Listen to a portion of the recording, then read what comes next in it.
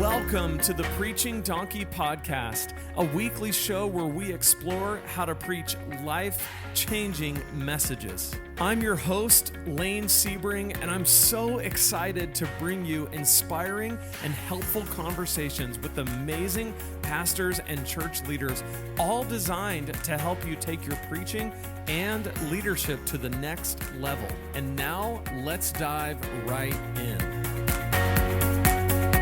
Hey everybody, welcome to the 9th episode of the Preaching Donkey Podcast. I am Lane, I am your host. Happy New Year to you. It's December 31st. Most of us are happy to be closing the chapter of 2020, but I would imagine there are some things that you can reflect on in 2020 that were good. And so I hope that while we're closing the chapter on 2020 and starting 2021 and looking ahead, that we remember all of the good that happened in 2020 along with the bad. And today, in this episode, I want us to think about 2021 and some trends that I feel like are coming or really are continuing, because 2020 changed a lot in the church landscape and it changed a lot in the preaching landscape. And it kind of, it's easy to think that, well, when the pandemic lifts and everything is kind of done and the vaccine is available, and then we'll just kind of get back to normal and everything will be like it was.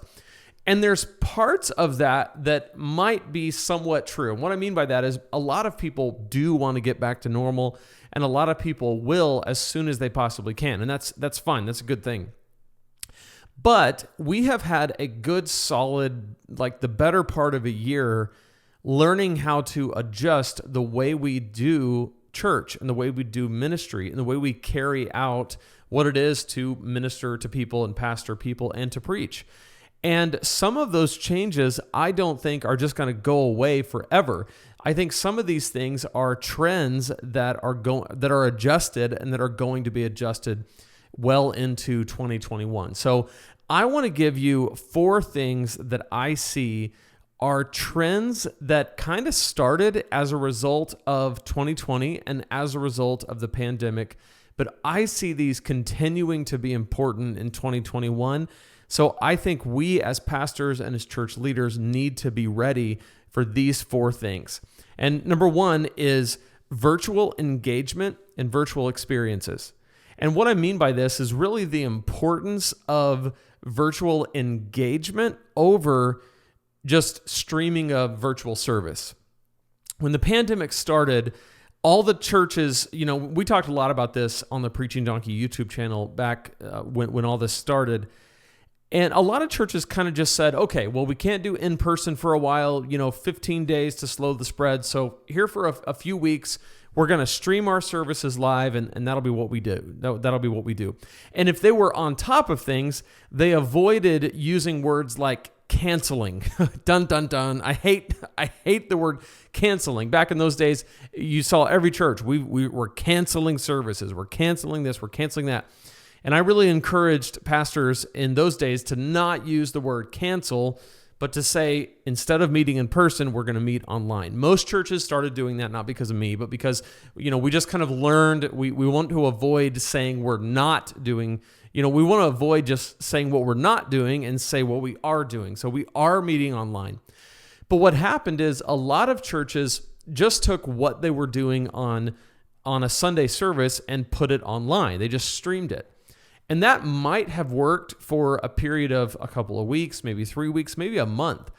But eventually, people lose engagement. They lose their connection.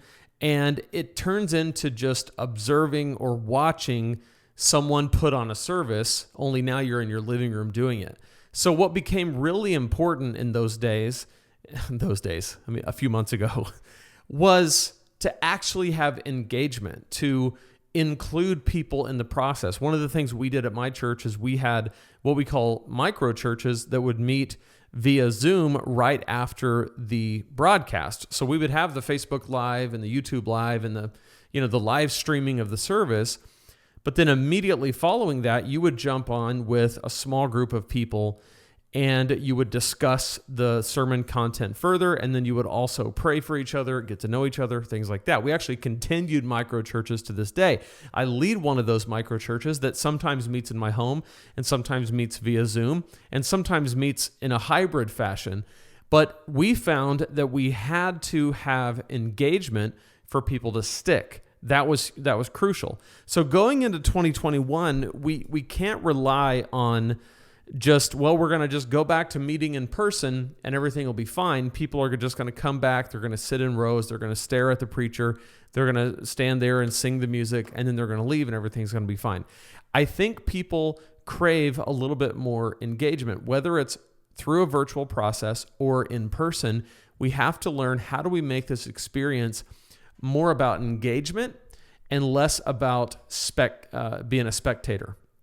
That's number one. Number two is more localized ministry is going to be very important.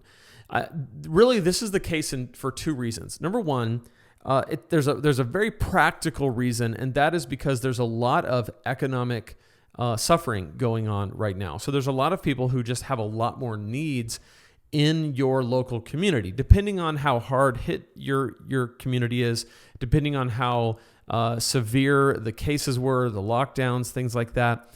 You might have more or less of an economic impact. But what that means is that there's an opportunity as a church to impact and reach your community in a way that we maybe haven't had to do in a long time, maybe going all the way back to 2008, 2009. The other reason why local ministry is going to be so important is something that I talked about in a podcast a few weeks ago.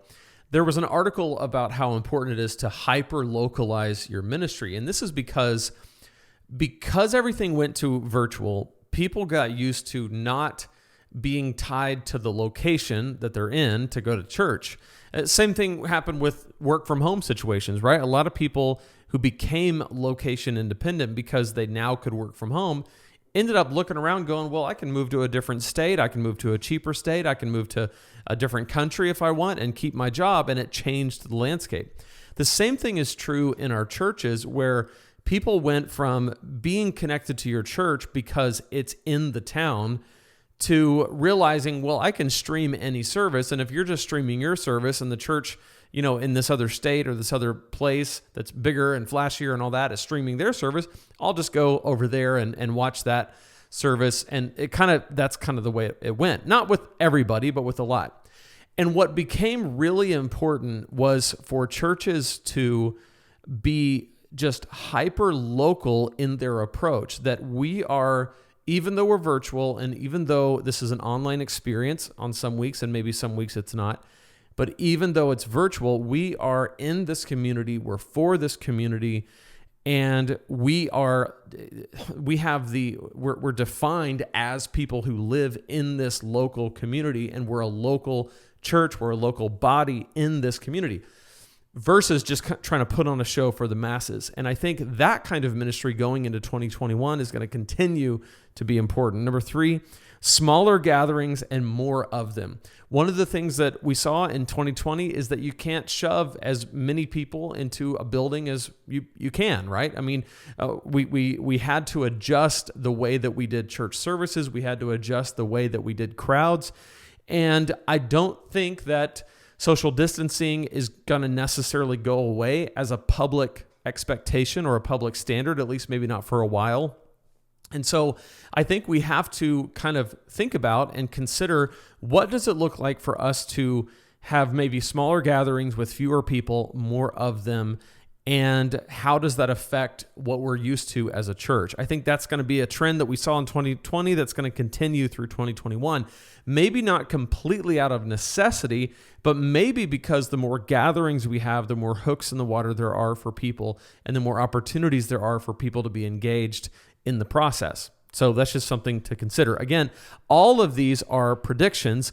And the thing about predictions is you can be wrong. Okay, so I don't know, but I have a hunch that this is where things are going. So number one was virtual engagement and virtual experiences. Number two was localized ministry and the importance of that. Number three was smaller gatherings and more of them. And finally, number four, less show and more life on life. What I mean by this is that And I can speak from the type of church that I am in and that I lead in and that I'm drawn to. We do things really well. And I don't say that like, I'm not bragging. I'm just saying there's a high level of excellence. And when we do something, like if we're going to design a stage set, if we're going to put on a production, if we're going to have a worship service, it's going to be done with excellence and it's going to be amazing. And it's going to be amazing visually. It's going to be amazing aesthetically. It's going to be an experience that kind of draws you in, that you feel good about and you like. And there's nothing wrong with that, right? There's part of that I still really enjoy. But one of the things that we saw in this pandemic and in 2020 was so much of high production, whether it's TV or in some cases movies and definitely live events, were scaled back, and a more organic approach was kind of what emerged. And I think people kind of craved that feeling of authenticity, that, wow, there's not the lights and the show and the flash, but this feels more real. I don't know what that means for the church going forward, but I would say that you want to think about in 2021, how can we as a church have a more organic and familial approach, because that really is what people are craving. If you think about it, people have been starved for human affection and starved for community and a sense of belonging because we have been separated and quarantined, right? So I think people are going to gravitate less towards the big flashy performance and more towards where can I belong and feel like I'm needed and wanted. So those are my 4 predictions for 2021. I would love to hear yours. Again, I hope you have a happy New Year's. I hope you have an amazing 2021. And I can't wait to talk about what's coming in this year. It's going to be an amazing year for Preaching Donkey. I can't wait to tell you more about what I have planned. I'm so excited. Until all that happens, I just want you to know I love you. I care about you. I think about you all the time. I pray for you. And I hope that this ministry, that Preaching Donkey has been an encouragement to you, that it's been a resource for you in 2020. And my hope and prayer is that we can continue to be that for you in 2021. So until then, I'll see you in the next episode. And remember, if God can speak through a donkey, He can speak through you, and He can speak through me. We'll see you next time here at the Preaching Donkey Podcast.